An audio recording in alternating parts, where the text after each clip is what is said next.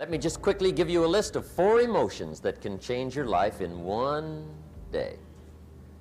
Emotions are powerful. Sometimes it doesn't take much to alter your whole life direction.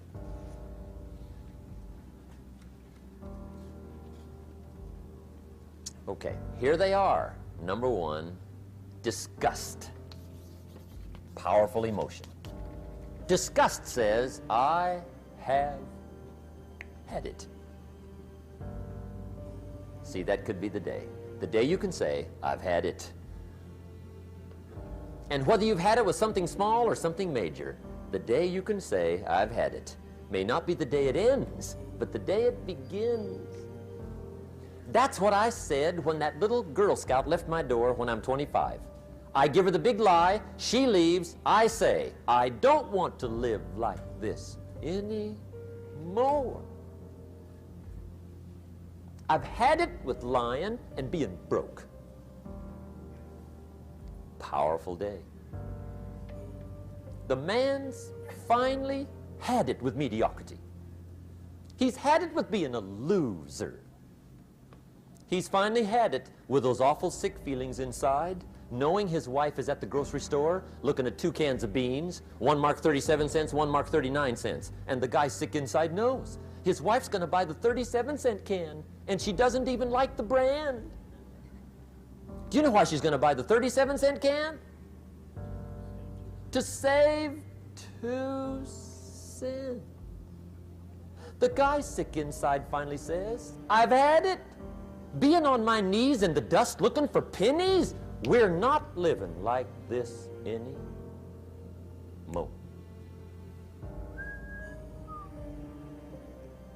Could be the day that turns your life around.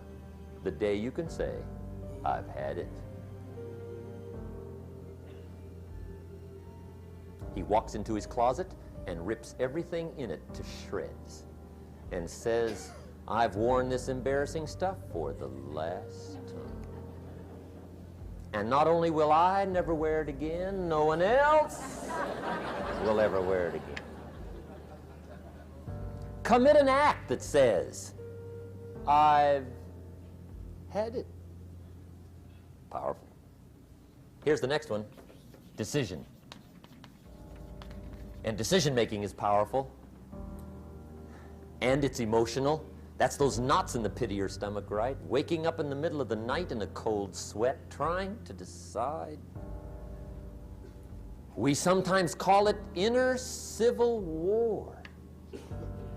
What shall I do? Well, for progress, you must decide.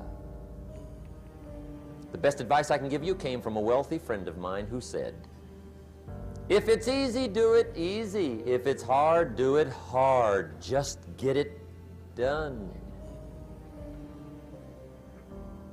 If you went home tonight and in the next few days cleaned up a whole list of decisions, that might furnish enough inspiration for the next 10 years. I found this out many times after you've decided. Getting on with it is easier than deciding. Sometimes decision is the toughest part. Here's the next emotion, desire, wanting to bad enough. And I don't know how to tell you to want to. That's something you've got to come up with. There's 2 things I know about desire. Number 1, it comes from inside, not outside. You don't send off for it. Number 2, I know desire can be triggered by something. Who knows what it might be? Sometimes desire waits and sleeps for something to happen. Maybe it's a book, maybe it's a song, maybe it's a sermon, maybe it's a lecture, a seminar, maybe it's the conversation of a friend, a happening, an event. Who knows? The best advice I can give you is what I give my staff. It goes like this: welcome every human experience. You never know which one is going to turn it all on. Even the bad experiences. Sometimes from the bitterest experience comes the greatest awakening. So let down the barriers, take down the walls. The same wall that keeps out disappointment keeps out happiness. Let life touch you. Don't let it kill you, but let it touch you. Here's the last one. This one's powerful. Resolve. Resolve says, I will. Two of the most powerful words in the language. I will. Benjamin Disraeli once said, nothing can resist a human will that will stake even its existence on the extent of its purpose. Shortly put, I'll do it or die. See, that's powerful. That could be the day that turns your life around. The world has a strange way of stepping aside when somebody says, I'll do it or die. The man says, I will climb the mountain. They've told me it's too high, it's too far, it's too rocky, it's too difficult, it's never been done before, but it's my mountain, I will climb it.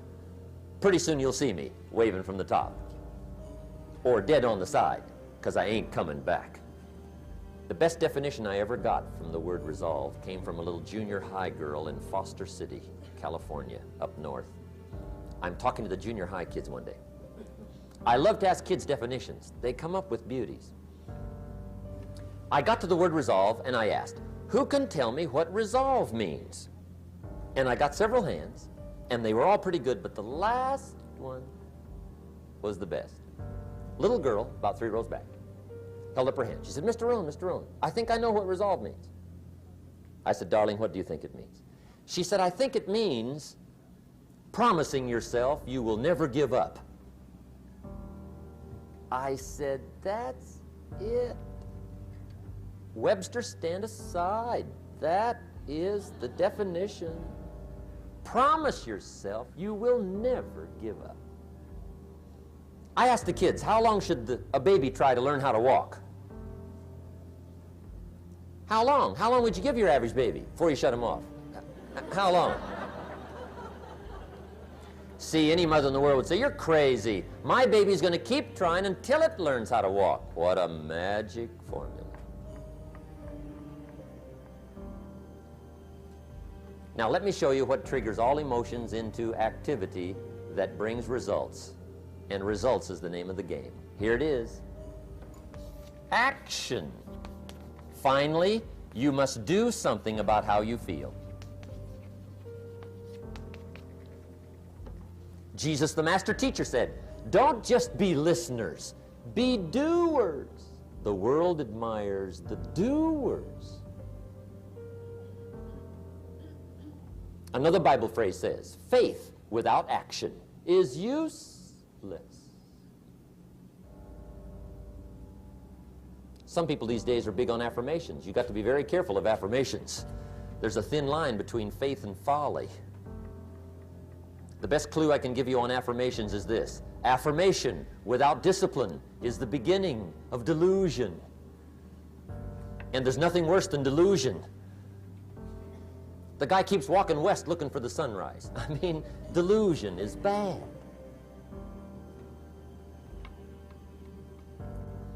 However, affirmation with discipline can bring the most spectacular results.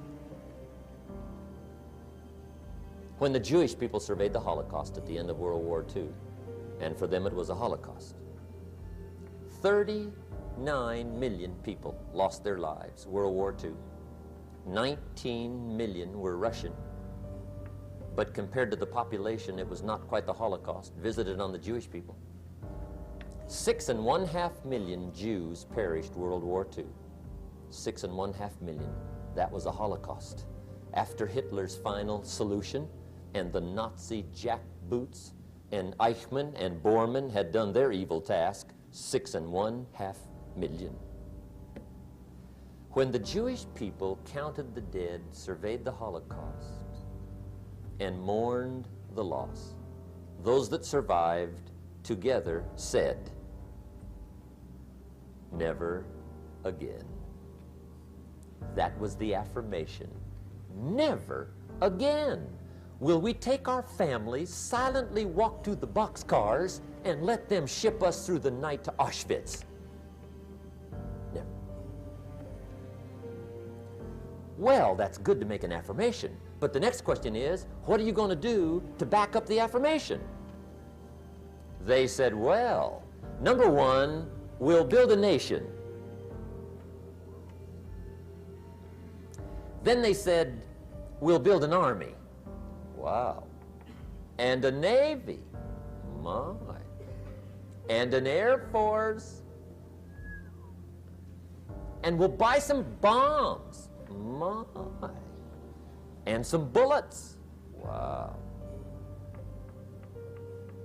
We'll spend a big portion of the national treasure. We'll even spend some of Israel's finest lives. We mean it. Never again. That's called backing up affirmation with discipline. Does it work? Well, yes. They've been tested 4 times in war on their affirmation in the last 25 years. 4 times, major. The next to the last war was called the 6-Day War. As if to say, didn't we tell you? Never.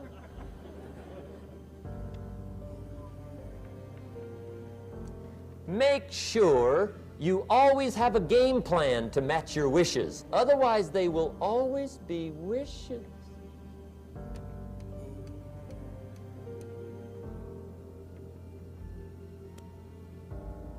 The day that turns your life around. Let me give you 4 questions to take home when we're finished. These are called questions to ponder. And this wraps it up.